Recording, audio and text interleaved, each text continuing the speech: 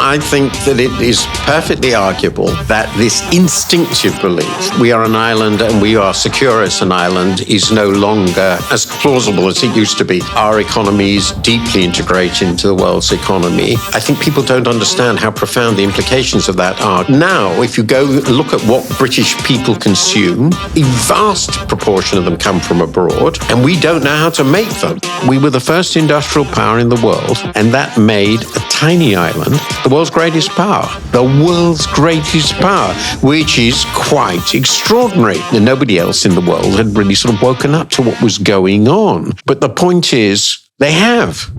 With the UK budget making headlines about the nation's economic direction, we thought it would be a good idea to revisit our chat with Martin Wolf CBE, Chief Economics Commentator at the Financial Times. In a post-Brexit world, it could be said that Britain is in a little bit of an identity crisis.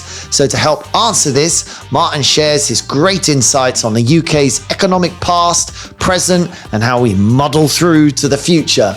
And we're talking rebuilding industries, government planning, even the idea of decentralising the UK. With Martin's decades of expertise on the table, our chat with him gives us the much needed context to today's pressing financial decisions. Check it out. Hello and welcome to Business Without Bullshit. I am Andy Uri and alongside me is my co-host and father, Richard Uri. How are you doing? I'm okay. Good to see you. Fantastic. And today we are joined by a very special guest whose work we highly admire, Martin Wolf, Chief Economics Commentator at the Financial Times. Welcome to the podcast. Pleased to be with you, at least at the moment. Yes, excellent. So Martin, we always like to ask just a simple first question. What's keeping you up at night at the moment? Well, I think, to be honest, there are so many things on the day-to-day life. What I write about and what's going on in the world are the same things, so they keep me awake for both reasons, professional and personal. We've been through a pandemic. We are in the middle of a very serious war. We have a fantastic turmoil as a result in commodity prices and a major energy crisis and cost of living crisis in Europe, which will, I think, affect political stability. And you can see it in some ways, even in this country, with this wave of strikes. I don't know how this will end, which sort of reminds me a bit of the 70s. So from a professional point of view and a personal point of view, you have to ask, how will this end? And I know enough to know that it'll probably end well. Mostly they do, but sometimes they don't. Yeah, there was certainly an optimistic tone within that. I mean, my dad made me laugh a while ago when we were talking about, you know, for us, it just seems so bad at the moment. And then you kind of did a potted history in your head. And you said, well, hang on, it's always been an absolute nightmare. And you just sort of ran through the last however many Well, there's decades. always wars and 1974 and all of that and the chaos that ensued. And it's worked its way through. Yes, I think, well, there is first, it's true. Most of the time it works its way through. Second, we might be talking about where England or Britain is now. Britain is very favourably positioned to work its way through because it's an island and and an island with strong allies. Very nice position to be in. But my parents were both refugees, so fortunately none of this has affected me directly, but I know when things can end up very differently and one cannot take it for granted that they won't. It's the splendid isolation point, isn't it? The UK's fortunate position. There's a sort of time zone one, but as you say, you know, we've got a moat, as the famous phrase goes. There was a wonderful letter which I remember. I think it was in the Times. Because somebody had written an article about the blessings of Britain. This is quite a long time ago, nothing to do with Brexit or any of that. And there was a response to the letter, of quite a short one, from a Polish gentleman who said, you know, when I think about it, there's only one thing about Britain we really envy, and that's the English Channel. Yeah. Yeah, and with we weren't invaded by Napoleon, and we'd love to put it down to our fabulous military, and we're not bad in a fight, but it's water that stopped them. The Navy was pretty important, and we built it up for very good reasons, and indeed the history of British public finance is really linked to financing the Navy, something that's not widely understood. But and they were really good. But the big thing that the British could do is they could put all their resources into the Navy. The Army was, by continental standards for a country of this size, quite trivial. Yeah. And they didn't need it because they first had to get through the Navy, and the Navy could do this because the sea was big enough to defend it. Now, in earlier periods, like 1066, there wasn't a Navy, or at least it wasn't consistently successful enough. Alfred the Great actually did build one, very important. But the point is defending Britain before you get on the land, before anybody gets massacred, all the rest of it has consistently proved pretty easy because for a very long time, with the partial exception of the 17th century with the Dutch, they control the seas. But now, in today's age of sort of everything's digital and everything, is that moat economically is still fundamental to how we'll be all right, Jack, kind of thing? Well, I think that it is perfectly arguable that this instinctive belief, this inherited belief of English, particularly because I think Scots and Welsh view of history is somewhat different, important to remember. But anyway, England or Britain, that we are an island and we are secure as an island is no longer as plausible as it used to be. First, the air, there's the air, and now there's space. That's just a military point of view. Having the English Channel doesn't defend you against an intercontinental ballistic missile very well. And then, of course, our economy is deeply integrated into the world's economy. I think people don't understand how profound the implications of that are compared with, say, 80 years ago or 70 years ago, when we at least were self-sufficient in manufactures. We could produce pretty well everything we needed from that point of view. We imported food, which was important, and later raw materials, oil and so forth. But if you controlled the seas, which they did throughout the two wars with American help, crucially, then you were secure. But now, if you go look at what British people consume, what we consume, the inputs for our industrial process we need, a vast proportion of them come from abroad, and we don't know how to make them. No. And I think this affected the Brexit campaign. People didn't understand that these perfectly understandable historical instincts, reflexes of coming from the Napoleonic Wars, you mentioned the First World War, the Second World War, and so forth, don't really work in the same way. It's different now. So we remain, I think, we benefit from the Channel in some important ways.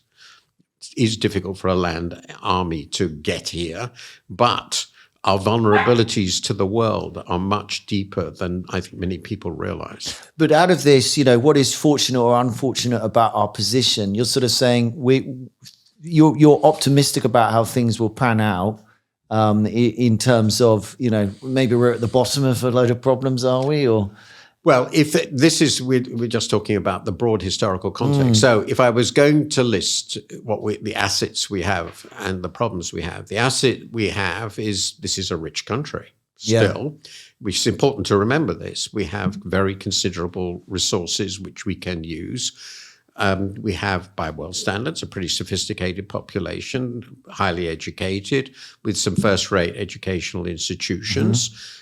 We have a fair number of businesses that function well and produce things in very different kinds, which the world wants. We have a major position in the world's dominant language.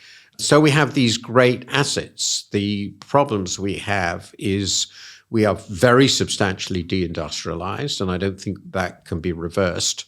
That has left a large part of our country, that affected the regions very profoundly, and a large part of our population, I think, somewhat economically bereft. It has made our economy quite unbalanced, and there's a real question, I think, about what our new growth drivers are going to be. What are the sectors? One of the views I have is what you can do really well tomorrow depends on what you can do really well today. You can't just jump into something new. And so one of the things I worry about is that There aren't that many things we do very well today which are going to allow us to do very well tomorrow. There are some, life sciences, obviously, some of the high tech, some of the finance, some of the creative industries. These are really strong. Media. Unfortunately, these are good things.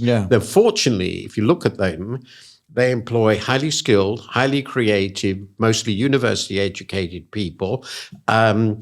And that's the basis of our comparative advantage. So the question then arises, well, what are the growth of these industries going to mean for the population as a whole and for the economy as a whole? I should have added universities and education, science and those things into it. This is a growth opportunity for highly creative individuals, many of whom are highly educated, not all, and highly skilled. And that's very different from what happened within industrialization, which was much more, though very painful, much more inclusive. Yeah, you hit too on something that bothers me. Someone described it to me years ago, talked to me about the social Darwinism of London. And he said, the problem with these cities is you have to be cleverer, higher educated, to be able to afford to live there. They're moving at this rapid rate. They're open. They're a different society, and it's leaving the rest of the country apart. And this is it. I don't know how we fix it. It just seems to be getting worse. Britain, I've written a bit about this. I hadn't realized this before I'd written about it, but ours is basically the most regionally unequal economy in Europe. And this is the main reason. Well, part of the reason, London is really rich. I mean, the average income, the actual income distribution in London is extremely wide. So there are lots of poor people in London. Very important to remember. But on average, London is extremely rich because it is a focus of all these things I've talked about. And if you sort of include London, the southeast, so you throw in Oxford and Cambridge, and it's a nexus of high productivity, highly skilled, often global people, international people, doing highly paid and skilled things. And this is an agglomeration. People come here because there are other people like them and businesses that know how to use them. This gives London a dynamism which has been pretty consistent even now. And how do you start this elsewhere? It's very interesting. And again, I hadn't realized that if you look at our other large cities, they don't show any of the economies of scale that big cities show elsewhere. In general, big cities in the modern world are richer than the countryside, the country around. The average incomes are higher because they generate huge agglomeration economies, that's a technical term. But this doesn't seem to apply, strangely, to a Manchester or a Birmingham. They've fallen behind as their manufacturing industry did. I wasn't aware. And so one of the big things that has to be done is to reverse that. I think there are things we can do, but and that was what the levelling up so-called white paper was about. That wasn't in any way a perfect document.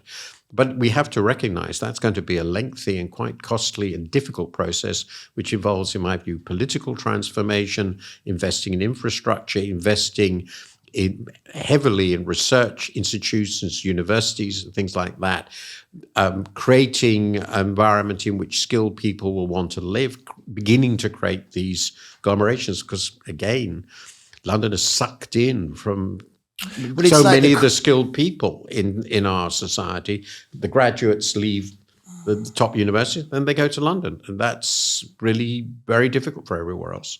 Yeah, it's such a dominant force. Well, it's hard to move gravity, isn't it? I mean, I'm looking at around us in the Thames Valley, a lot of film studios developing, growing, planning permission being granted. Pinewood, yeah. But they all want well, not just Pinewood. I mean, Amazon took over Bray Studios and developed it. There's another one being in for planning within a mile of that. So there's a sort of growth of these studios because they want to be together, because it is the agglomeration of the skilled technicians and the people. And trying to say to them, well, you've got to go and move to Newcastle, which is a lovely place to live, and be quite happy to move somewhere like that. But they're not going to go because the labour's there. Heathrow's also a problem in my book because if you're an international executive, it's got the most flights. You want to come there.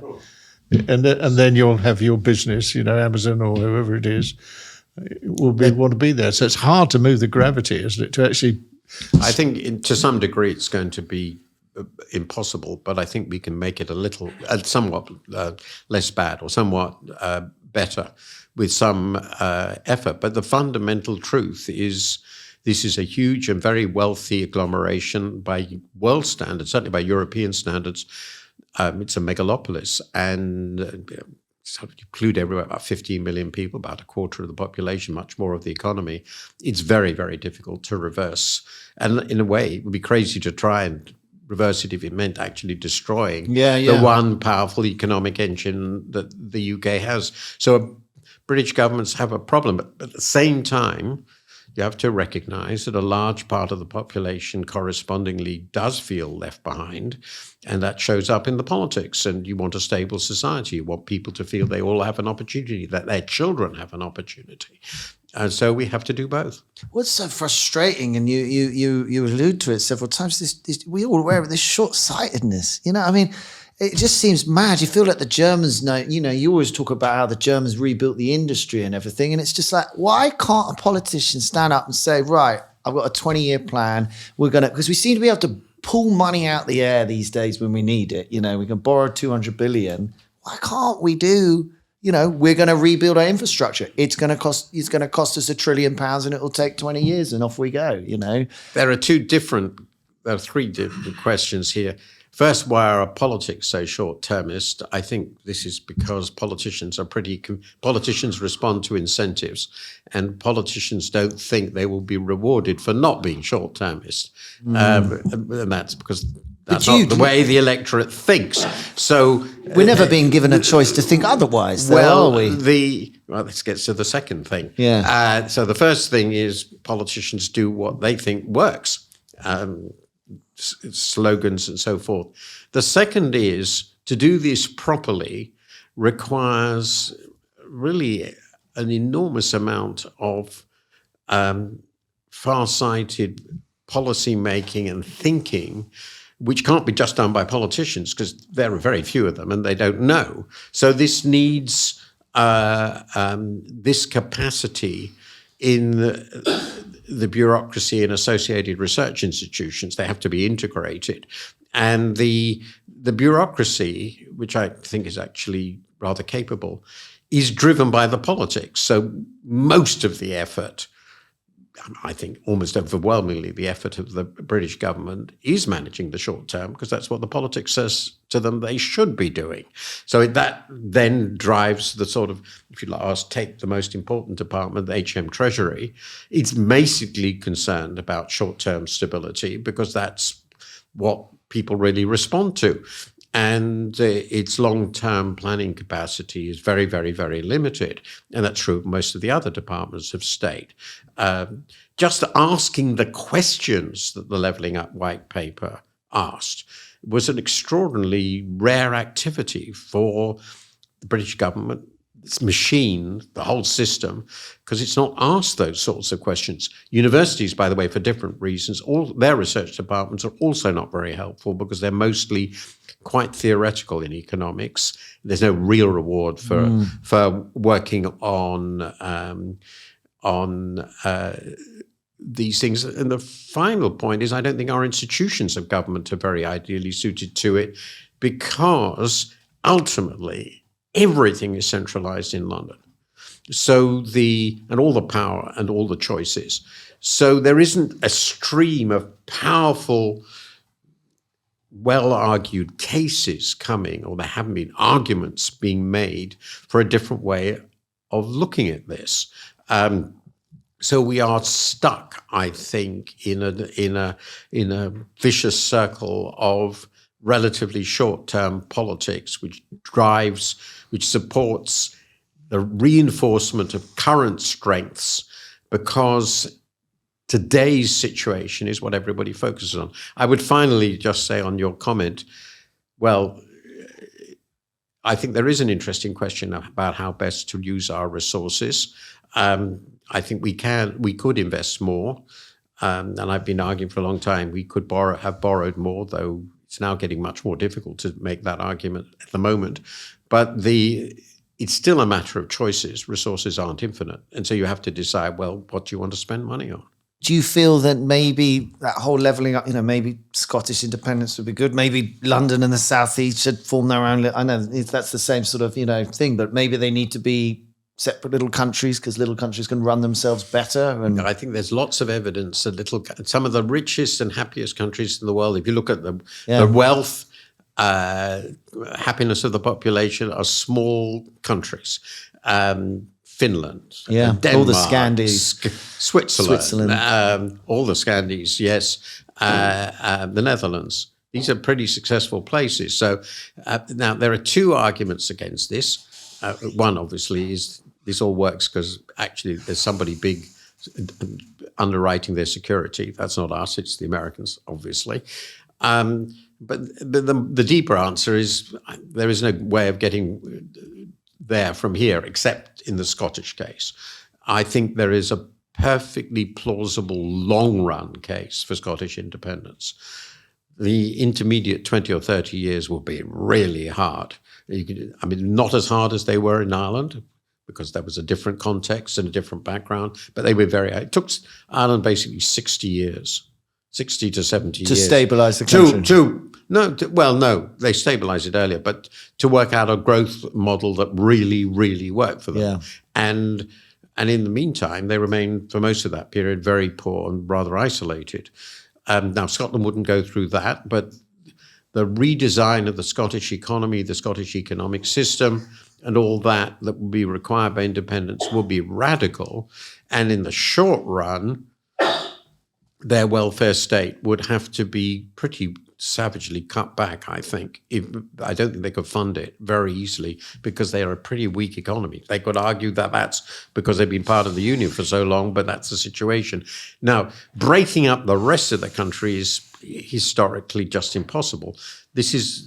England is arguably the strongest and oldest unitary state in Europe.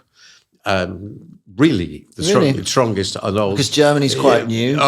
Germany and Italy obviously know we're in it. And even France, it took France really till the end of the Middle Ages, because it's vastly bigger, and to actually impose a powerful centralized state. Then they had religious wars. So the really strong centralized state of France is a sort of 17th century creation. But you can argue that England was essentially created as a unitary state by Alfred and his successors. So by the 10th century, it already existed. William the Conqueror maybe reinforced it.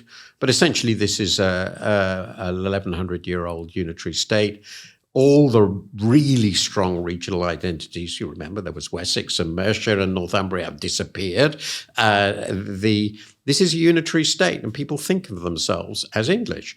I don't think there's any plausible model. I did once write a column, which I thought was great fun, saying, that London should secede and become a city-state, and that it would, of course, be fantastically prosperous, and it would be a totally different place from what it is now. But it's obviously a jeu d'esprit. It's not serious. So we have to do with England what we can. But England, nonetheless, is extraordinarily centralized by the standards of a country of this size. England is 50 million plus, I don't know the exact figures. It's a big country by European standards. There are only a few, France, Italy, just Germany, which are bigger. And everything is decided in London. There's no reason why we shouldn't have created alternative structures. The problem is our historical structures, which were counties, are not really economically relevant. You need structures which compare in size with the German Länder. That is to say that they are viable city regions. And you'd probably, if you were designing it, but this is not the way we work, you'd probably break England up into 6 biggish regions and give them very substantial powers, and that would generate competition among them. The central government would, of course, redistribute resources, but would not be deciding how they spent money. Some would succeed, some would fail, and they would learn from one another. I think this will be great fun. to do. And I think the results might be very productive, but I just can't see it happening because it would mean that the whole machinery in London, all of it, the politics would lose power and control.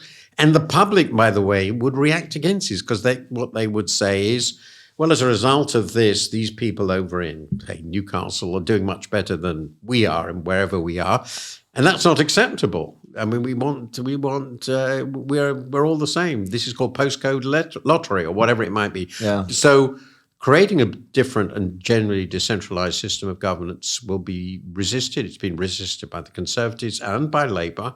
And it's like a curse and a blessing. But isn't if you're it? talking about the weaknesses of where we are, I think this over-centralization of British public life and its short-termism in thinking about policy, getting it to think long-term about policy is really striking. I'll give one example, which I've engaged in.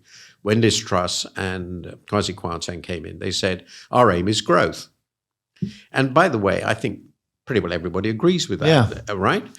But then they said, well, what is a growth strategy? Essentially, their view of a growth strategy is cut marginal tax rate, not by very much, by the way, and deregulate in areas which really have nothing to do with growth. The aim and the means that they were putting forward had no relationship with one another. As we've done basically as much as we can do with that sort of reform in the Thatcher period. That's the argument I made. We now have to focus on the areas you focus on. What sort of investment we want to make? What sort of investments do we want to make? What sort of institutions do we need to create? What is the basis of our future comparative advantage? There's a work going on organized by the Resolution Foundation on that, which is very important. How do you build on what we're good at and yet make sure that it does actually affect most of the regions of our country? These are really difficult questions which require organized, institutionalized policy making, and we're really bad at that. And that's where, I mean, most people are, but as we've discussed, also with France in the post-war period, but certainly. Why do you think we're bad at it, though? I mean, we're quite open in, we're not bad at politics. We're very good at politics, but our orientation is what a man called Duncan Weldon wrote this very good book, I thought, called Muddling Through. And that's what we do. We don't like this long-term planning idea, and our orientations are quite short-term. I think one of the reasons for that is it worked so well for so long. I mean, the simple truth is we muddled through into the Industrial Revolution. We muddled through into creating the biggest empire in world history. Nobody planned it. It just happened as a result of the entrepreneur. Do you know, that's what they say as engineers. The British are great engineers, but it's all trial and error. We don't plan anything. There's a lot of, and by the way, trial and error is very important, and muddling through into great success is very important too. I'm not suggesting everything can be planned. Not at all. That's naive. But this process of serendipity, market freedom, entrepreneurialism, serendipity, adjusting to the moment, and then if that doesn't work, adjusting again, is very much British political and economic culture. It has very real strengths. But I think in our current circumstances, it also has weaknesses. It makes it very difficult for us to shift into another path. And so we've been stuck with the things we turned out to be good at. And some of them, as for instance, finance. Finance is very important, but we over-relied on it. And it's not going to do again what it did before 2008. It's just not. And so we should have said, that's not where we're going to go. Let's build on something else. I mean, one of the things that I do respect about Dominic Cummings, who was, I think, in many ways a slightly strange human being, is that he said, well, one of the things we are, we're genuinely scientifically innovative. Now let's see if we can create institutions, our DARPA, which will actually generate real economic activity out of that. Well, we can do more than we've done. It's an old problem. I think we can do more than we can. And it's not even planning. You need institutions to do that. You need institutions that link up with governments around the country which are interested in it, getting people to talk to one another. That's basically a lot of how Germany has done things. I don't think muddling through is enough anymore. We are individualists wrapped up within a highly centralized, short-termist political system. That's, I think, basically what we are. Disagree. And we have been effective muddlers through, and we will continue to be. I think this will go on. For so it long. will go on. It will go on, and it won't fundamentally change because that's who we are, and it gives us some real strengths. And it gives us things in our society which I really enjoy, like the individualism. We don't go completely crazy like the Yanks, but then on the other hand, have unarmed police, but we don't, on the other hand, create their spectacularly successful, big, innovative companies. We create small, innovative companies. Some of the issues I sort of don't know what your view would be, but the abolition basically of technical colleges seems to have been a disaster because I've got clients who are manufacturing, but they can't get any skilled labour.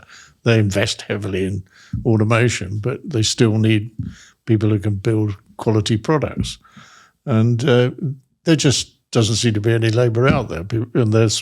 So how you develop those businesses when they've got world-beating products and can't get any labour, that's very little labour, is a really tricky issue. Well, my wife is the expert on skills, and she's been trying to persuade the British government to spend much more on this and to create with industry apprenticeships and so forth, which would really work. As she says, the biggest problem is that if there's a shortage of money in the government, which there was for education, schools get it first and universities get it second. And that leaves anything else, further education, technical education and so forth, out in the wilderness. So she has proposed some very interesting reforms, which might make a big difference over time, a lifetime learning allowance and so forth. This has become the sort of stepchild of our expenditure, and as the budgets get tighter and tighter, it becomes increasingly difficult for governments to invest in things like that. Until we left the EU, the solution for many companies was to bring in skilled people from Europe, now more globally. But it's, I think, always difficult to get exactly what you need if you're looking in a labour market thousands and thousands of miles away. So I agree with you. We've obviously done a poor job.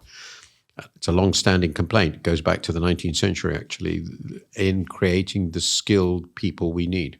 It's a vicious circle, though. It's exactly what we're talking about. It's the critical mass problem. The industry disappears. How do you train them? Then you can't train them. And then people aren't used to those sorts of jobs. I deal the with university colleges are offering criminology and media studies, some of which is fine, but leaving a huge gap for the skilled machinists or whatever that's needed. Well, when we brought in the Japanese companies, Nissan and Toyota and Honda and people like that in the 1980s, one of the reason for doing this was to get them to train people, and they did. I mean, it was a small thing, but it was a significant thing. It was one of the reverse of history there. 100 years earlier, we were out there. Absolutely, but realistic, and they did. Well, first, of course, I don't think that sort of thing is going to work so well now that we're not in the EU. Some of them will stay, but they're not going to invest as they would have otherwise, I believe. Can't prove that yet. But the bigger problem, then I agree with you completely. Who are the people who would hire these? Who are the companies? Of course, Rolls-Royce has a superb apprenticeship program. I've seen it. BAE must do so too, though I haven't. But there aren't many of these employers. And if they disappear, then the demand for the labor they would have had disappears, and therefore they won't be motivating people to acquire these skills. It's a vicious circle. Losing as much of our industrial base over such a long period, and by the way, it goes back a very long time. The firms that died in the 80s were often way outmoded already.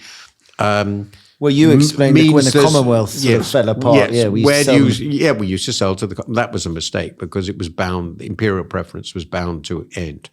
But my former editor, Jeff Owen, wrote a wonderful book. And his basic argument was that after the war was the time the time when you had to go open. it was a great tragedy we didn't join the common market at the beginning, in which case we wouldn't have had this additional 20 years of protected Commonwealth-based the sort of undermined us. export orientation in protected markets, essentially within the imperial system. That disappeared.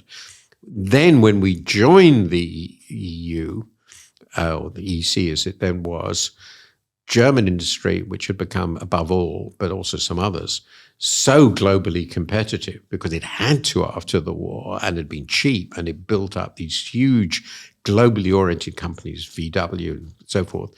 They were just so far in advance of our manufacturing companies, and then the Japanese came along, that it was no longer possible to for them to survive. And then in machine tools was even worse. It was really collapsed almost completely, and all the engineering industries associated with it. And the argument was that the walled garden of the imperial preference, Commonwealth preference system, basically was a trap for British industry. And I think if you read his book on this, it's pretty persuasive. Anyway, this is ancient history. I mean, we can't redo 70 years ago, but where we are now is that's not our strength. There are a few firms that are very, very strong, and we hope they will continue to be successful, but we're not going to replicate that. Yeah, you wonder if so we matter? We have to go somewhere else. And as I suggested, we've got lots of areas where we can go. Kill it. I mean, that where we should in principle be able to succeed, we can create lots of new companies. I think in tech, we're quite successful in that. Then what we've got to do, and this is not my area of expertise, is find ways of nurturing them to real scale. And the question is, what market do they serve and how do they operate? They don't have the American market. They don't have the European market. It's They're the funding. When have I to watch go for the global. The Americans can always bring more money. And the company that wins is often the best funded. That is, they have, and because they have a really fantastically developed venture capital system. So if you're talking about restructuring our financial industry, I mean, there's a well-known complaint about British banking and British finance and the British stock market that it is doing a very, very bad job of developing and supporting new firms in new industries. It's a complaint that goes back to the 20s. And, I think it's true. The British government currently is very, very interested in what can we do with finance. Well, I have other views on this. I mean, we've reorganized our pension funds. Well, they've killed them, but we've reorganized them essentially in such a way that nearly all their investments are in British government bonds. I mean, that's crazy. Why would you want long-term funds? They're no longer long-term, effectively, they're mostly closing. But you don't want long-term funds to focus on existing firms, and you certainly don't want them to buy government bonds. You want part of what they do because it'd be good for them and the country, to invest in the new things. And our financial industry really makes it very difficult. I mean, within all of this, so yes, we need to focus on the things we're strong at, I guess. There's a sort of a romance to let's rebuild, let's be British industry again. Maybe that passed. Maybe now, if you look at what we're really good at, like you mentioned it, music, we're absolutely killer at music or media. When it comes to creative pursuits, we're so much better than the competition. It's New York really, or other places that compete. So maybe be less romantic and move forward and be who we are. Does it matter if we just produce creative stuff? Well, I think at the very least, we should take the greatest possible advantage we can of what we are good at. Yeah. And creative industry is certainly one of them. As I said, scientific research, we remain remarkably leading. We have some of the best universities in the world. We have the language. We do have finance, and there are activities there which are built on things we're really good at, the legal system and so forth. But I don't think it's going to be enough. So I think I do think life science, biotechnology is going to be a huge growth sector. We have some real strength there, historically created. And there may well be things spun out of university research which will turn to be very significant. But I agree with you completely that resurrecting the industry we've lost is very implausible. And in any case, the deindustrialization process has meant that everywhere, even though industry does generate a lot of income, it employs a declining proportion of the labor force, absolutely everywhere. So if we want to create attractive employment opportunities for people in this country, industry is now 10% of the labor force. It's not going to rise. It is important, but it's not the future. I mean, if I may end on this, talking about the UK, we must end on weather. I mean, the weird thing is the we're so fortunate in our weather. You know, I think we're great inventors and things like this just because there's no hurricanes, there's no this, there's no that. You know, we end up in the shed just, you know, fixing stuff or, you know, getting things organized, as it were. It's a livable climate, without a doubt. I mean, there are a few other advantages. We don't have earthquakes. Yeah, no earthquakes. Which is to compare us with Japan in that regard. With the Middle East of water, I learned recently. We have lots of water. We are not likely to run out of water as long as the Gulf Stream continues to operate. Our weather is remarkably benign. Yes, though it doesn't feel so benign today. Yes, rather too quite cold.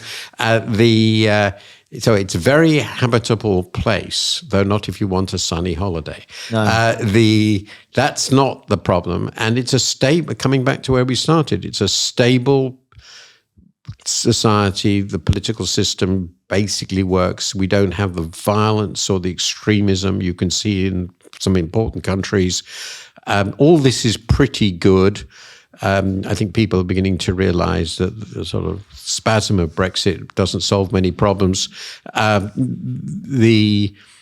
I think the worry I have is we're becoming economically stagnant.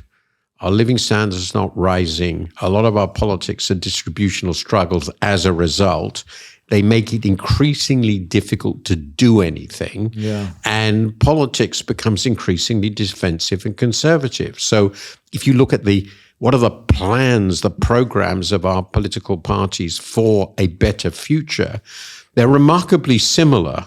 Yeah, they're incredibly similar. I know, I'm liberal now because it's the only one basically, they're remarkably similar. And what they're basically saying, when you really look at it, we can't do anything.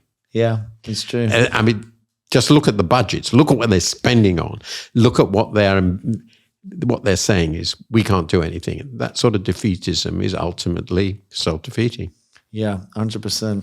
Can I ask you a question which is completely off the subject away? But how reliable do you think the statistics that we're getting are? I know statistics and damn statistics, but the rate of speed of change, I think the last time the government looked at it was about 7 years ago, of, you know, what they should do. But the rate of change in the 7 years, to write a report now, probably in 2 years' time, would be completely out of date. So how do you get reliable information as an economist where they're leaving chunks out of the numbers, as far as I understand it? The way we've changed to Deliveroo and all the rest of it is not properly in the numbers. Well, I think it's... So there are so many different questions wrapped up in that. Sorry. First, of course, getting reliable numbers, aggregate numbers for an economy is very, very difficult. In some ways, it's got easier because all transactions are digital, so you can record more things, and there are more means. I mean, the Googles and so forth actually give you a lot of data, and you can get data out of them. We know things, for example, just to give you an example, during the COVID pandemic, we knew about the footfalls of people, where they were going in sort of real time in a way we could never have known before. So there are areas in which our data have clearly massively improved and could improve much further if we use these technologies. And I've been talking to people in the past in the major companies in America about this potential for improved data. That's the first point. So I wouldn't despair using that. Second, of course, because things change radically, getting index numbers over time to compare well is very, very hard because the baskets of goods in them change so radically. And that's a big conceptual and practical issue, and there are no perfect numbers. The third point I would make is there is a tendency, and this is counterintuitive, so you might well push against this. There is a tendency to believe that ours is the period of fastest change in history, but I think this is quite wrong. In some ways, this would involve a long argument, I think the economic change in our time is slower than it has been in the past, particularly in the late 19th and 20th centuries. There have always been completely new products which change everything. Just think what electricity did. And it's just unimaginable how much it changed. Trains before that. So this problem of having unrecorded value, which is real, not measuring change accurately and therefore not having a real sense of what's going on is not a new one. And in many ways, the numbers we do now are much better. What I do think is problematic is that in our case, now, most of the technological change is linked with information and communication technology.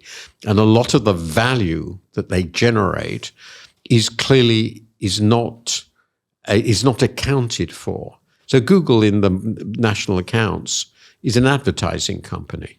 That's what they get their revenue from. And we can record it as an advertising company. In terms of it provides a very large amount of free services for those in return for the income it gets from advertising, but they're genuinely free, like GPS maps and all the rest of it. And putting those zero price services into a national income so is really, really hard. Does any of that affect the measures we have for productivity in our economy? I think, and people have looked at this very carefully, the answer is probably not much. But there are always questions about how well we can actually evaluate what's going on. But I would stress there are some areas where we know much more and other areas where the difficulties are familiar. They're old, deep problems. But there are some areas where we're getting now this wave of basically cheap services or zero-cost services. That's quite difficult. I always feel sorry for the FT graph, whoever has to do the graph, the three-dimensional representations, because there's not just one thing of data, there's always three. I mean, particularly your articles will have, those representations. So it's like, how do you get across this like super complicated layer? Well, I'm much worse at it than my colleagues, but I think we have really great experts at presentation of data. It's very All difficult. presentations of data are difficult, but you need to know quite a lot about them. When I was at Oxford, I spent quite a lot of time on statistics. So the presentation of data is something people have thought about for going back to the 19th century, mostly here in this country, actually. Obviously, a graph can lie. You have to be reasonably honest, and there are problems with them. But I insist that some data are better than none. I'm an old-fashioned Enlightenment type person, and facts are facts. They can be debated, how factual they are, to be discussed, of course. But more data is better than less data. And if you've got an argument about data, let's get better data. But you can't just make things up. I really feel passionately that in a civilized democratic society, we can disagree about values, we can disagree about interpretation of data, of course. We can ask for more data, but we can't have arguments in which data don't exist. Yeah. And you indicated there for you it's sort of a couple of years ahead, but maybe this fits with the muddling through. Maybe muddling through isn't a bad thing because you have imperfect data. Oh, yeah. You just sort of, it's like you say, as a whole, we kind of get a sense of it. So, we can kind of feel what we're doing. But, if you focus in too much. My response to this is you need both. You make a plan. You sort of work out where you want to go. And then things turn out to change from what you expected, and you've changed the plan. What's the Yeah. problem with that? That's what any sensible business would do. Businesses, well worked out business, have intentions of where they want to go. They don't just decide on it's what they fundamental. do tomorrow. They decide on several years, and then if it turns out that what they thought was going to work is a complete disaster, then at some point they cut their losses and would do something else. So this is, in a world of uncertainty, you can never have a plan you stick to. That's nuts. It's almost inconceivable that will work. On the other hand, having no plan at all, this is I think Tim Geiger made this point, former US Treasury Secretary. Plan beats no plan. Yeah.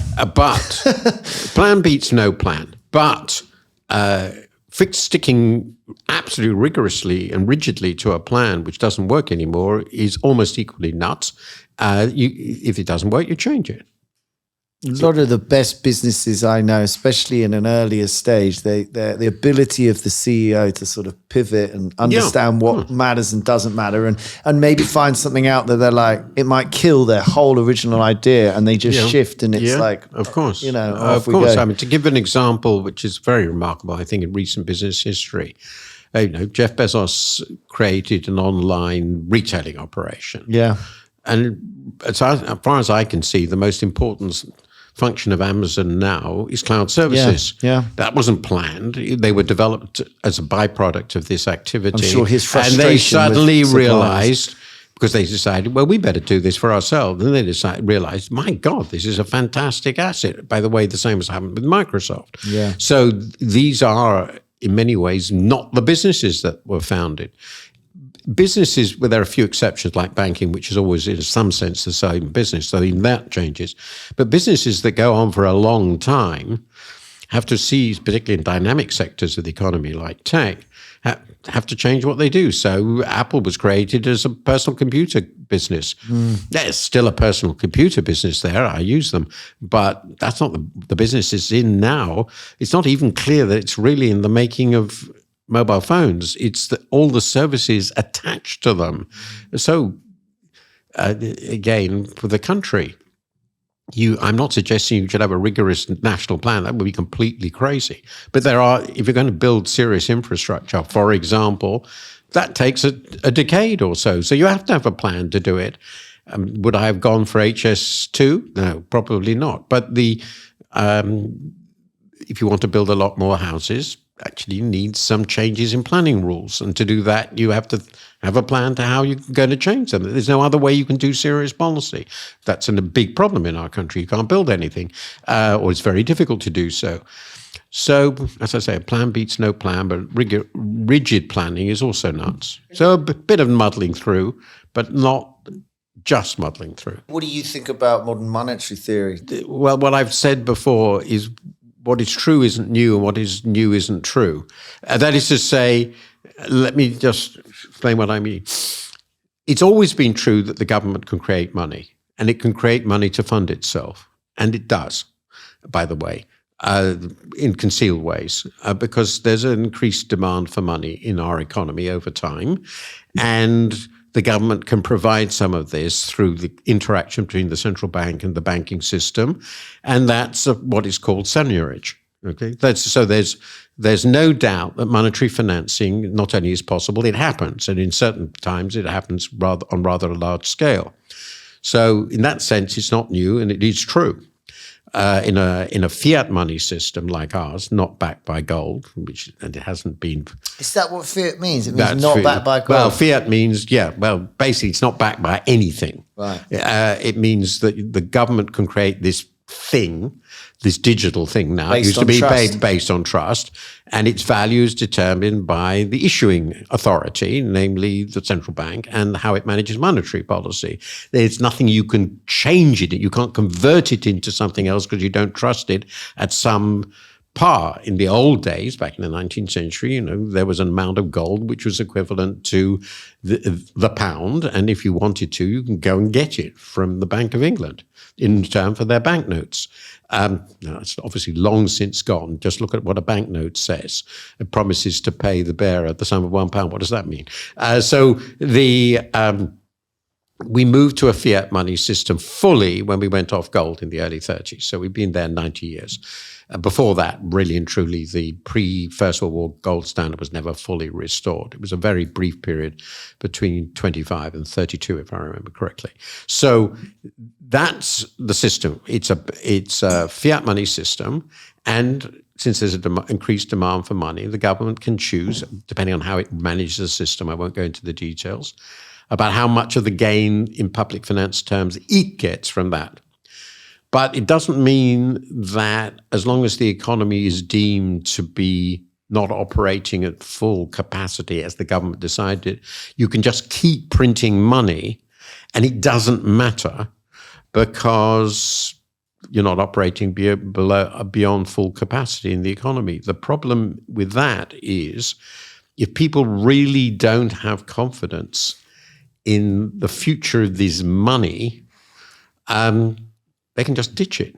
The global economy now. Now, if domestic citizens they can ditch it into goods and services domestically, generates domestic inflation, or they can ditch it internationally, that's more likely, and that generates a run and fall on the currency. Now, in theory, the MMT people could say, well, that will start generating, because we've got this huge devaluation, full employment, over full employment, inflation, and therefore you should stop. The problem with that is the connection between currency flight or flight from money and the way the real economy will work is quite complicated and doesn't particularly work in that way. You could easily generate inflation when the economy is collapsing. That's what happens in a hyperinflation. I'm not talking about, that's just an extreme case. So there isn't any clear link. It's not a really clear link between monetary policy, full employment, and stability, domestic demand, and price stability. So the result is when you're doing monetary policy, you inevitably have to think about the confidence people have in your currency and in its future value if you want to do the monetary policy in a way that stabilizes the economy. And that could well mean, in certain circumstances, for instance, when inflation is going up temporarily, that you have to tighten monetary policy, even though people will point out, well, you've still got some slack in the economy, because slack in the economy is something you don't really know. Yeah. You can't register it easily. My view is you use monetary and fiscal policy in order to get the highest level of activity you can. So you do stabilize the economy if you can. And often that means if people have got confidence in the long run stability of your operation, of the way you're doing it, that you can borrow a lot of money, print a lot of money, as you could clearly after the financial crisis. That was a situation which is absolutely clear. I won't go through all the mechanisms that made that clear. But today, it wouldn't work, because I think it would just lead to a run, a big run. Especially now. Right now. So in practice, achieving full employment in our economy in the short run is not going to be feasible with monetary and fiscal policy. We are going to have a recession and we are going to slow down. It's really impossible to avoid that. But if we preserve credibility throughout this process, we can probably get back to full employment more quickly. I mean, unemployment hasn't been lower in ages. Unemployment is very low and it's going to rise because we're going to have to make sure that this inflation we're getting is not going to create a really big wage price spiral. Yeah. That's what they're going to tighten for. It may not need to be a lot. We don't know yet. That's a complicated picture. But you can't just say, well, we will be right, and unemployment will be rising, which it will, and therefore demand is insufficient, which in a sense it will, and therefore the obvious thing to do is just go out there and spend more money, because in this situation, that's just going to make the crisis worse. I think I agree with the principle. I know, Pop, you have feelings on this. It's a tough point. Is you've been sort of saying we kind of need a recession, like a real one, because of all the things you're talking about in terms of wage inflation, but also just a deeper thing that, it sharpens people's, sharpens the mind, shall we say, or. Well, you always want to try and get to me to the point where labour's in balance with the demand. The employers have got their position and the unions have got theirs, but they both have to respect each other. Whenever it goes too strong one way or the other, if you get mass unemployment, that's dreadful. And if you get too little, then, I lived in Slough, which ended up for years just with no unemployment, and everybody just moved jobs, and it was very inefficient, really. It was not a happy place. Yeah, I mean, the difficulty we have now are two come together.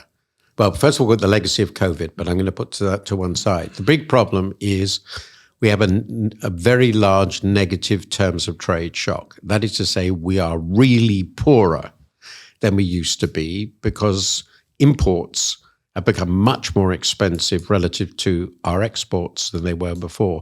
And this is a loss probably of national income. Maybe the most recent numbers are about 4%. It's a really big... This is Brexit slightly? No, it's nothing to do with Brexit. No. It is, well, almost nothing. It's almost entirely to do with the energy crisis. Sure.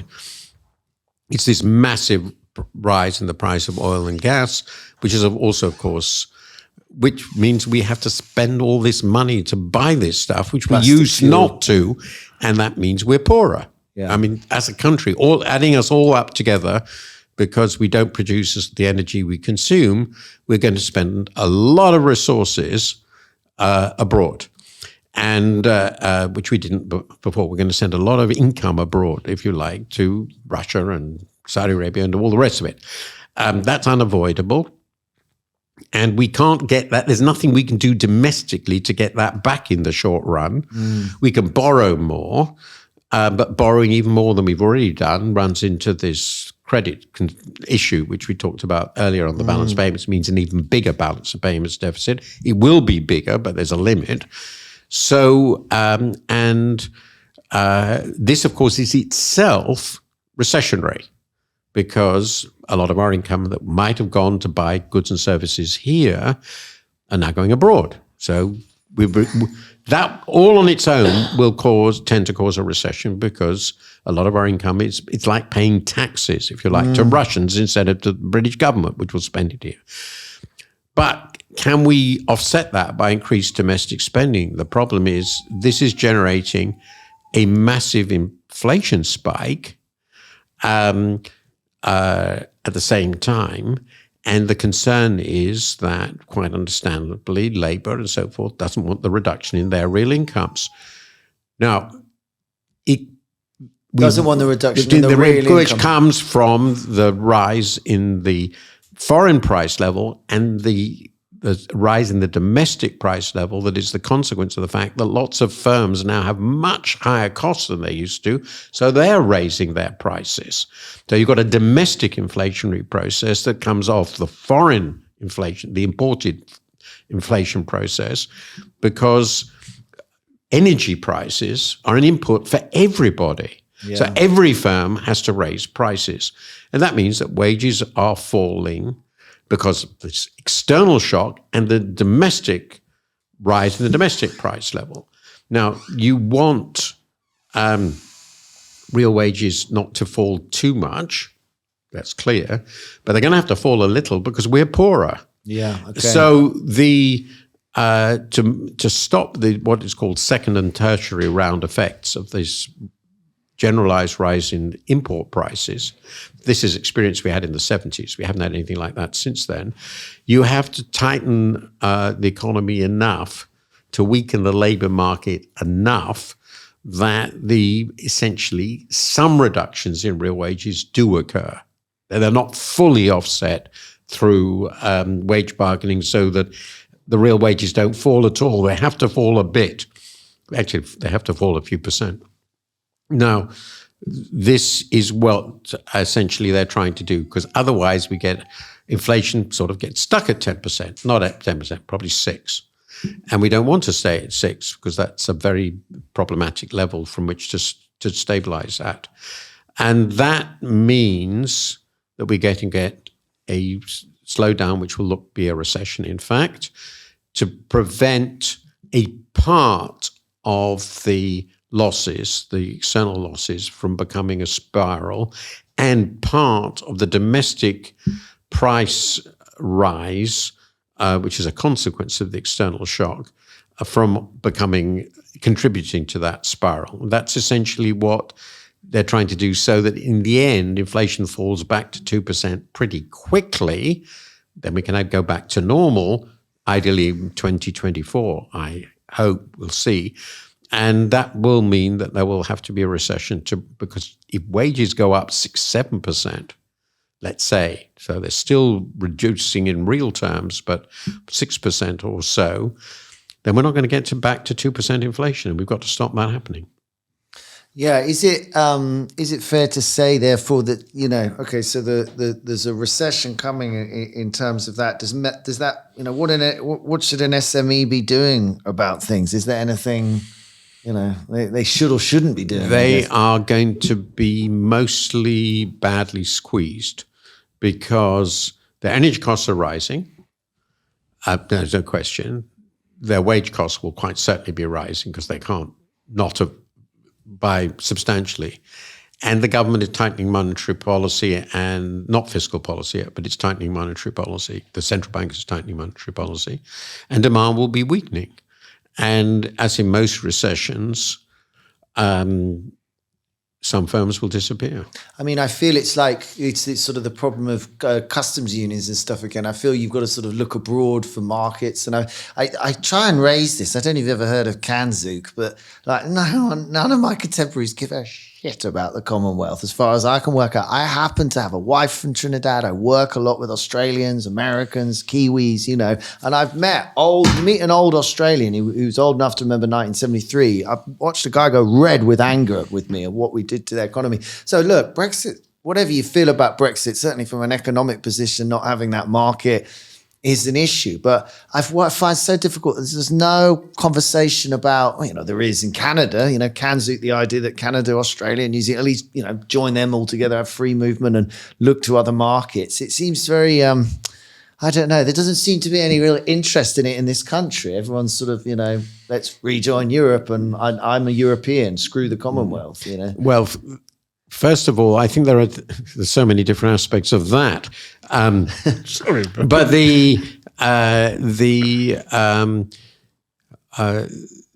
if you add these economies together, they're not big enough to offer us significant markets. But talent and free movement of people. We can open free movement of people to them. We could always have done. I mean, we never needed to have any restrictions on that. Yeah. The restrictions we imposed on Commonwealth immigrants. You would include India in that? I think it would be quite difficult. I wouldn't. But I personally wouldn't support a policy which said, okay, we're going to have free movement with the white dominions and not with other members of the Commonwealth. I would not accept that. But that will be the politics of it, and I wouldn't accept it. So, but it's an economic union. This is not quantitatively relevant for the UK, particularly as it is now. It was more relevant when we were an exporter of manufactures, self-sufficient in manufactures, well competitive, and imported raw materials, because these countries were prime exporters of raw materials. But once you're part of an industrial integrated supply chain system, because your market just isn't big enough we're talking about global markets now, then you need, for industry at least, you can't just do that exchange. You need places which are close to you, very efficient for you to supply and vice versa, and with a market which is world scale, and the EU does have that. And so we have a completely different economy from what we had 100 years ago. This is a really important point. But the other point, which is a bigger one, is if we wanted to go global like that, if we wanted to find an alternative to the EU, it would have to be based around America. That was to say, we wouldn't want, at the very least, to I see that as being part of America. be a free trade area with America. And there's no chance of a free trade area with America for the foreseeable future. It's not going to. It's not interested in this. I may be wrong. Even then, it's still, if you add all these countries together in trading terms, they're still half of what the EU is.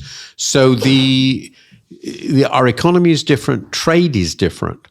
And trading opportunities are different.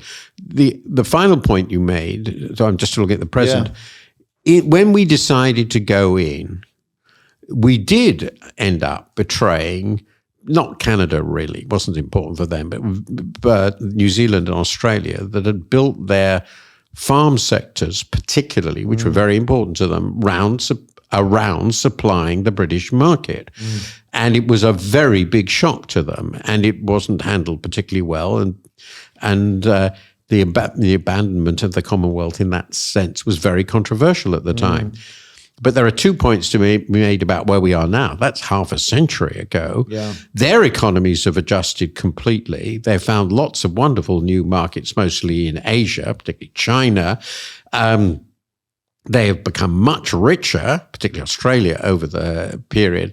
And they would have to say, and lots of Australian, New Zealand friends, but in the end, it worked out pretty well for them because they got to a natural trade pattern. But having this link in which they supply this stuff to Britain, all this way, we're a small country with a stagnant market. Clearly, they want to be selling this stuff into Asia, which is vast and has limitless demand for what they produce. So that's ancient history. That's not where they're going to go back to. They're not going to go back to this Commonwealth structure. Just really ask them. Yeah, they're very happy with our deal, but it's not going to change. Yeah. And by the way, the exports we're going to generate from this will be trivial. Australia's 25 million people. It's not much bigger than the Netherlands. I mean, really, it's important to understand that. Yeah, we did make this strategic decision that in the world from 1970 onwards, we were no longer imperial power. The empire wouldn't function economically as it did before. Which is correct, by the way, particularly not the biggest part, India. And we were moving into a world where a lot of trade was developing within large contiguous markets, continental markets, basically. We look at what are the dominant economies of the world today? The US, China, and the EU. They're very different. But what they share is their continental scale markets.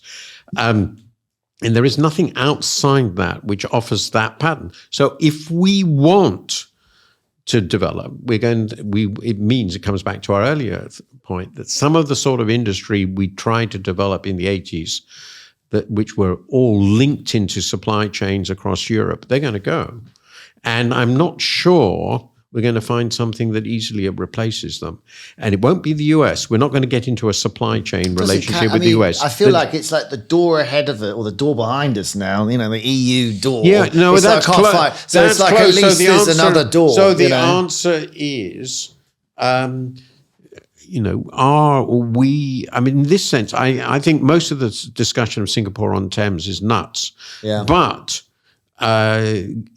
if you think that we're not going to go back into the customs union or the single market, which let's assume for the moment we won't, then basically we have to be an offshore entrepreneur economy for the world, and therefore we have to be in the things where trade barriers are very difficult to put up, where we have very strong comparative advantage, which we can trade globally easily.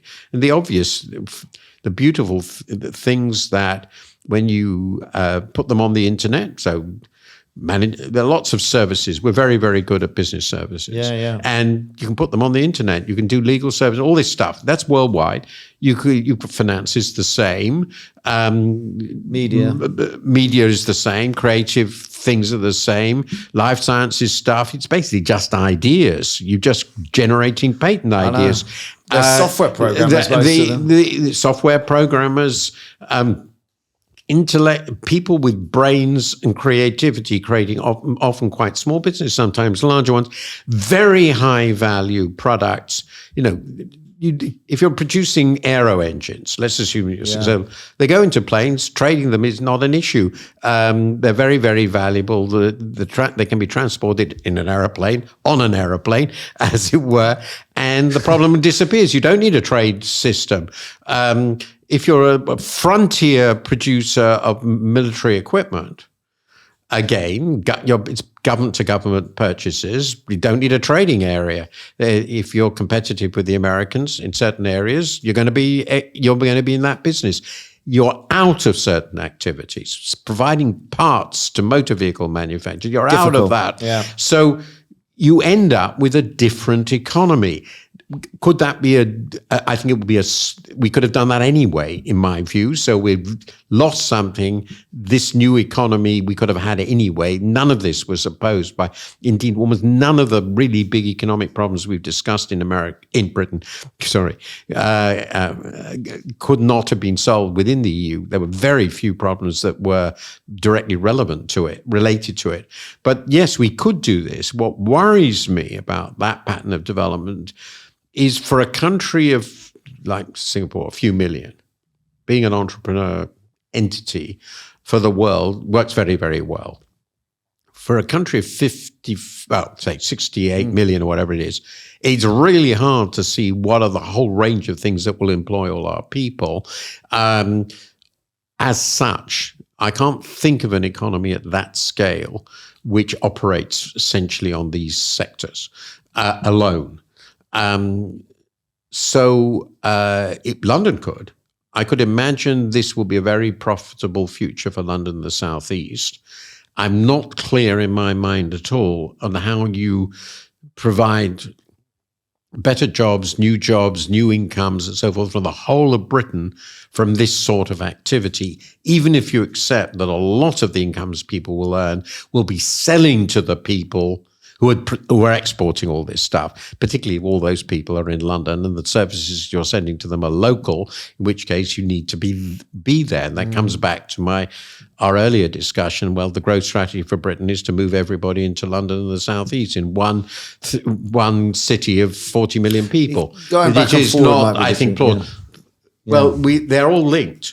The point is, once we left the EU, if we assume that the trading opportunities we thought would come from the single market and the customer are gone, that I think has quite a big effect on the future growth strategy and the future growth prospect. It forces us back to a different sorts of comparative advantage. And we're lost at the moment, philosophically, we're not clear. And those will play very well into some of our strengths, a lot of which are located in the richest part of our country, which I expect to continue to do well, unless we screw it up completely. We allow in top-class people from the world into our top universities, Oxford, Cambridge, the London universities, and all the industries that London is strong in. But what is not clear to me is how this creates a growth strategy for the whole country. Yeah, it's a nightmare. And that is do you think what we could find that the door EU handle could do, Yeah. because it did allow us to, though in a different way, to recreate some very real industrial strength, which built up certain areas. Look at Nissan in Sunderland, for example, which we perhaps could have developed further and in the process spread activity around the country to replace the manufacturing we lost. We created a new car industry, but we created it with foreign investors, some of whom are interested in the British market, but a lot of whom are interested in being part of the European market. So we have to accept that, and that creates a very big strategic challenge for us, which we've been very dishonest about in our national discussions. You think we've been dishonest? Well, in the sense we haven't talked at all rigorously about, well, what are we going to lose if we are not part of this EU system, and how are we going to replace it? Yeah. And I think the point you pointed to the Commonwealth, and all I'm saying is that won't replace that. No. Well, it's their thing with the heart and the head, isn't it? It's the fact that this sort of island nature is sort of that drives this sort of feeling of like, rah, but yeah, it's not. I mean, it's but the opportunities. Do you think we can find? Do you think we'll get pushed to do it again? The island nation had, being the first industrial power and the greatest naval power in the world, at the beginning of a transformative economic revolution, one of the greatest in world history, put us right in the frontier of innovation in the 19th century. Already by the late 19th century, the first continental superpower, America, was rivaling and surpassing us by 1900 already. And Germany was already very far in catching up. But a lot of the instincts, I think, that make the sort of the view of Britain as special and the view that we are,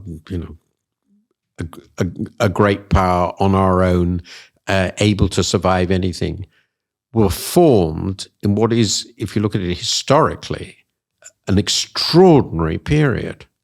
Extraordinary in the sense, and I think it's because everything was so new and we were creating it here, this new thing, in that we were the first industrial power in the world, and that made a tiny island, it's a tiny island with a tiny proportion of the world, the world's greatest power. Yeah. The world's greatest power, isn't it? Which is quite extraordinary. Yeah. And that lasted for a good long time. And Europe was well ahead, so that's why our naval power was so remarkable even in the 18th century. And nobody else in the world had really sort of woken up to what was going on. But the point is, they have. So they realized quite early in the case of the Americans and the Europeans what the Brits were doing. And they caught up. And it's because they caught up that we found we couldn't have won the Second World War without the Yanks and the Russians, right? Okay, yeah. So because the power shift had been so great, we were now dealing with continental scale wars. And today, we've got China, which is a supercontinent. In future, 20, 30, 40 years, we'll have India. Okay, it's going to be a great power. So going to be the biggest, 1.5 billion people. Very difficult for a country of 68 million to match that. And America will be 400 million, and it'll be America, and the EU will be whatever it is. So it's just those instincts that come from our history, perfectly understandable instincts, that we are on our own, we are a great power, we can survive. Those won't work. So what we can be, and this is, as I said, where Singaporean makes much more sense to me than the continental thing, the Commonwealth thing. Okay, we're going to be a fast, mobile, adaptable trading entity moving in and out, a little piratical. And as I said, I think there are lots of things we can do on that basis, as long as we're soundly managed and all the rest of it, all the other things we talked about in law and economics and so forth, we can do. What I'm not sure about is we can do enough of that well enough to provide good incomes for our entire population. So funny. That's the big issue. Which could run us into social unrest. That's exactly the point. And that's why also I think Brexit happened. So we already failed. Now so I'm suggesting that the instincts we have derived from our astonishingly, breathtakingly successful history. I mean, Britain is just unbelievably. I'm not talking. You started with talking about the current situation. Yeah. But here is this tiny island, really small island, not small as an island, but small, offshore island, which created modern liberal ideas in a very significant way. Somehow got rid of religion. Democratic institutions, the industrial, which have spread all over the world, representative democracy, which started here. There were others who got some of it. Then the Industrial Revolution, with all that meant. This is a country that transformed the world, and it's perfectly understandable. People are, very proud of it and understand that. And we developed the idea we could muddle through because it all happened without planning. Yeah. Nobody settled down now, it's not quite true because William Pitt the Elder clearly planned the 7 Years' War to exploit it to become a world empire. So it's not completely unplanned. The Industrial Revolution was unplanned. The biggest thing we've ever done. So our instinct is that's the way we should do things. Well, I think the world we live in now is different. The opportunities we have are different. And the instincts we have from the past are not necessarily productive because the world is different. I'm not saying we can be completely different from we were because that's impossible for any society. But we have to be reasonably realistic of what the world is, what we can do, and how this might affect our society and economy. It's the overlaying of the emotional with the economic. We're not talking about it because we don't make economic decisions. We're making decisions on sort of how we feel. Well, I think that yes, emotion is very important. Solidarity in a society and country is very important. These are emotions. They're sources of strength, but they're not solutions to problems. So a political system has to, a successful one, democratic system, has to appeal to people's emotions without driving them into decisions which are made purely on emotional grounds. And you can see, if I'm not going to make any comparisons, but if you look back on history, you can see countries that have got into the most unbelievable problems by allowing that to happen. This is not where we are. But but I do think there has to be some opportunity for rational, unemotional debate about where you are, where you're going, and a willingness to consider things beyond next week. And in the recent past, I would say our politics have been really bad at that. That's made our lives now in the real world more difficult. And if we keep doing that, well, let's be quite clear. If we keep doing that, then Britain is going to continue what's happened in the last 14 years and actually in the last 70, which is relative decline. Slow relative decline, possibly faster relative decline. And society will notice this. They will realize it. And looking at my whole of my lifetime, that's been a biggish part of it. It's this soundbite politics, and I mean, obviously, you write in probably the only newspaper I bother to read because without favour and everything. But for me, well, that's why I was sitting and doing a podcast because it just seems to be the only format I'm aware of that you can have a chance to explain yourself properly, And so, how do we make rational decisions when we're sort of, living in these slogans? You can't. Very difficult, and. The instincts of the society have to be in tune with the needs of the moment. And in the 19th century, they clearly were. I think in the middle of the 20th century, in some ways, yes. But the instincts of our society and the way we conduct political debate and the emotions and other things we bring to them do not seem to me currently in line with the objective circumstances we're in. And that makes... they're too romantic, too emotional, as we've seen in the recent experience, irrational. I mean, the truth is, as far as I can see, there was no equivalent in the 19th and early 20th centuries of a government like the one that Truss and Kwarteng ran. And that was a very revealing government because it was clearly what the Conservative Party's membership wanted. Yeah. So here we have the most successful and important political party in Britain.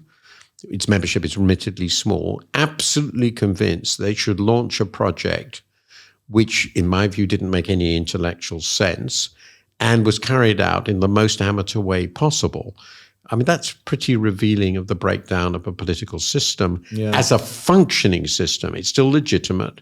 I think it's a breakdown of a party more than the system. Well, yeah, but it's one of the two parties, the two main parties. You're not convinced Labour would do any better? I think they can avoid those sorts of mistakes, so I'm pretty sure they will do better. I'm saying will because I expect them to win. Of course, I could be wrong. Anything can happen in politics.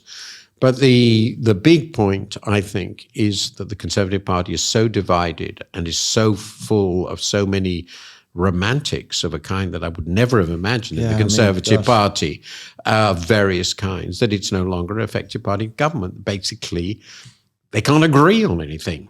And what they can, well, when they did seem to agree, at least in the membership, they agreed on something crazy. That's a very difficult way to operate. You need, in a multi-party democracy, that the main parties all cohere round a basically sensible thing. The different values, shifts, different priorities, all that's true. But coming back to your point, you want a 5-10 year idea of where you're going. If that's going to work in a multi-party democracy, there has to be a fair degree of consensus among them. Because otherwise you get wild swing, complete instability, and nobody will invest.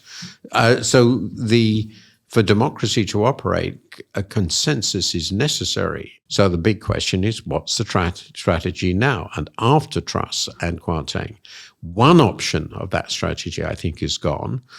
And what the strategy is for Labour in a big sense, and for the Conservative, the big sector, is open. What is true, I think, and here I completely agree with you, that the socialism in one nation project of Corbyn and the economic, I take this word, neoliberalism in one country of Truss, Kwarteng, have been revealed, I think, to be political non-starters.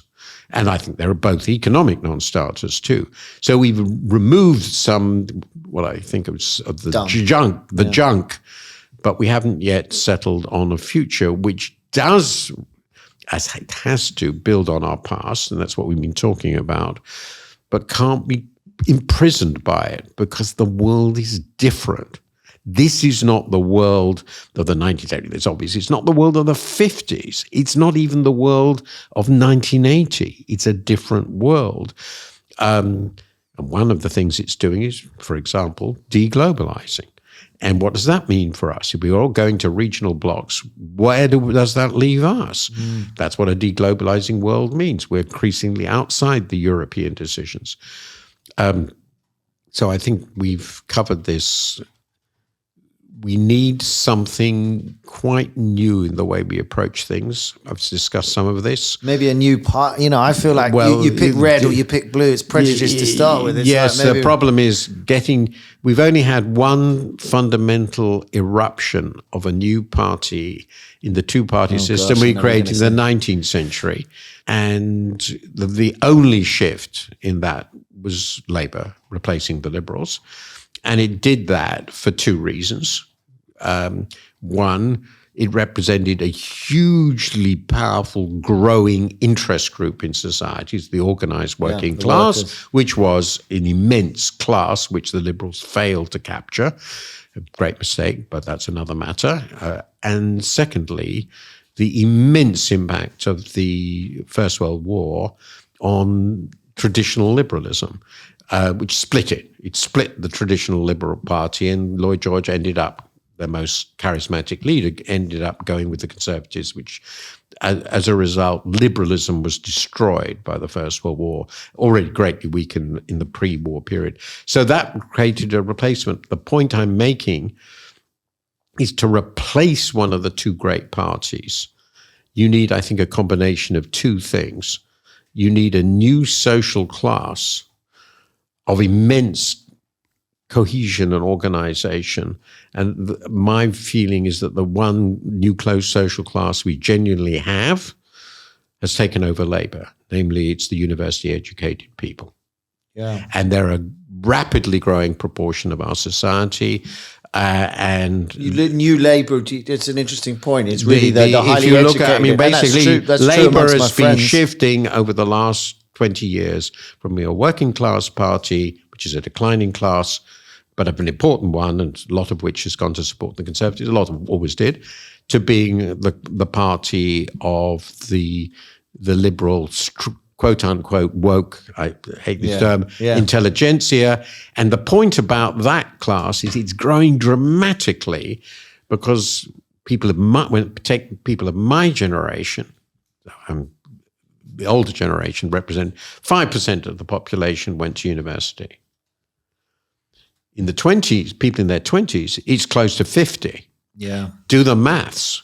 You can know that 30 years from now, 40 years from now, university-educated people who are disappointed in their economic position, because they all hope they get much better jobs than the country will, are going to be an absolutely dominant class in our society, and they will mostly vote Labour because they're like all intellectuals. They like the idea of change.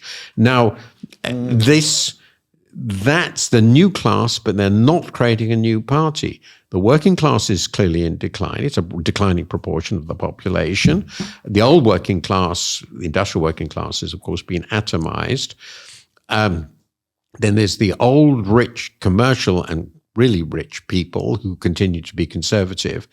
And the Conservative Party is going to be a coalition, in my view, rather like the Republicans, between very wealthy people who are predominantly and very prosperous older people who are concerned about preserving their wealth and having low taxes, and socially conservative, disgruntled people who aren't in university and that feel that their prospects are really poor. And that is a fascinating party. It's a great summary. And so what you've got is... But no one's really fits. A right-wing populist party which does the conservative thing, throwing in the free market. Now, I think the Conservatives do have an option, which would be really revolutionary for them, is to go for what I think of welfare conservatism. So social conservatism, which is what a lot of their voters want, but combined with real support for the welfare state that a lot of these people who are voting for them really want to be spent money on. And to do that, they have to tax their own supporters.